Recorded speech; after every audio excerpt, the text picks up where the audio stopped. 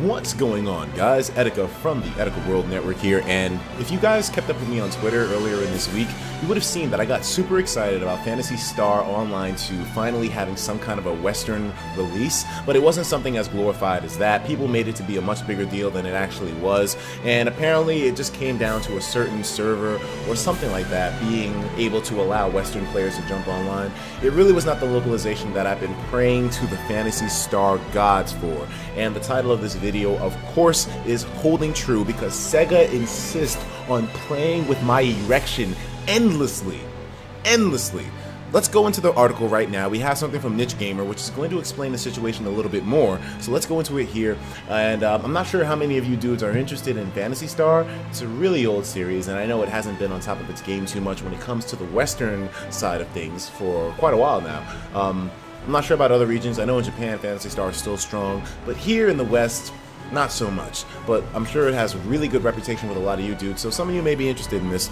Phantasy Star Online 2 IP block returns and Westerners no longer welcomed, aka Sega plays with their fans' erections once more in regards to Phantasy Star's localization or something along those lines. It's really fucked up, considering that Sega said that they feel like they betrayed their fans. Maybe they were only talking about their Japanese ones, because here in America we're still getting fucked up the asshole with no lube by Sega when it comes to their Phantasy Star Online 2 transfer to the Western side of things. I don't know what the hell's going on here, and I apologize if I seem a little bit frustrated with this, but Phantasy Star Online 2 is probably one of my, Phantasy Star in general is probably one of my favorite RPGs in existence. JRPGs at least, and it's kind of fucked up that we were promised a localization and it's not happening, and then they open up the servers for Western people to jump online at least in a more sensible fashion, and then they close it again.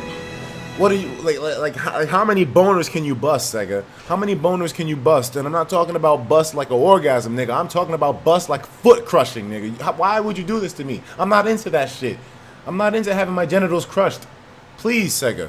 Much excitement was had around the web last week, and like I said, I was going crazy about this shit. Earlier in the week, you should have seen the way I flipped off the fucking wall when I heard that Phantasy Star, at some point, Online 2 at least, was going to be made available for the Western audience. Like, I know the details weren't that cut and dry, and I know there was a lot more stuff that make it complicated, but people were losing their shit. I was going crazy on Facebook, Twitter, on MySpace even.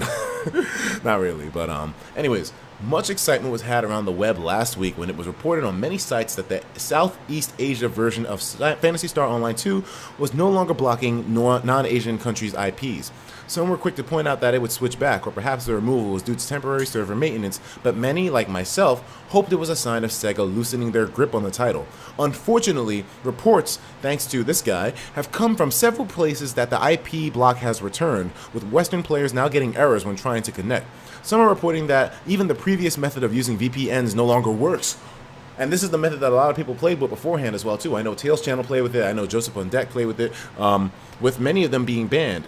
It turns out that the IP block was removed to help people within the game's official territories connect to the server, supposedly alleviating the latency and connection issues that it had been experiencing as of late. So the IP block was removed in order to help people with the game's official territories connect to the server. How would letting the whole world jump in on your Phantasy Star Online 2 servers help with people not being able to connect in America? In your regular territories, Japan and whatnot. I don't know. The saddest part of this story is that those Westerners who spent money in the cash shop are now unable to access the digital goods that they have purchased. One does have to wonder what they will do if all those people file a chargeback on their cards and get refunded the money. And once again, another story of Sega and their stupid policies, although many companies out there have stupid policies in some form or fashion, but Sega's, in regards to this, is probably one of the most retarded I've ever seen. We were promised a localization, we don't get that, and then on top of it all, people that do try to jump onto the server in some way are still getting rammed with a hot rod simply for trying to enjoy a game that was promised to us but we never received. If you don't know, Phantasy Star Online 2 was promised to be Western released years ago, I think back in 2012, even before that maybe. And it's a shame that this is not coming to fruition at all, and that Sega still has their dictatorship over who the hell can join online with Phantasy Star Online 2. It's absolutely retarded, and apparently VPNs aren't working either, so people who were already trying to bypass that by going onto servers are getting rammed as well. And the craziest part about this is that for a while, when you joined online with Phantasy Star Online 2, you could not type in English, or else moderators could potentially see that and know, hey, this motherfucker's he's not from Southeast Asia, he's not from Tokyo, fuck this dude, and ban your ass for that. So I mean, hey, as you can see, I'm a little bit passionate when it comes to this whole thing. Guys, let me know what you think about this. Do you feel like Sega is justified in their behavior? I definitely don't think so at all, but I mean, you guys gotta let me know in the comments, and I'll talk to you in the next video, man. Take care of yourselves, and of course, as usual, please have yourself a damn good one.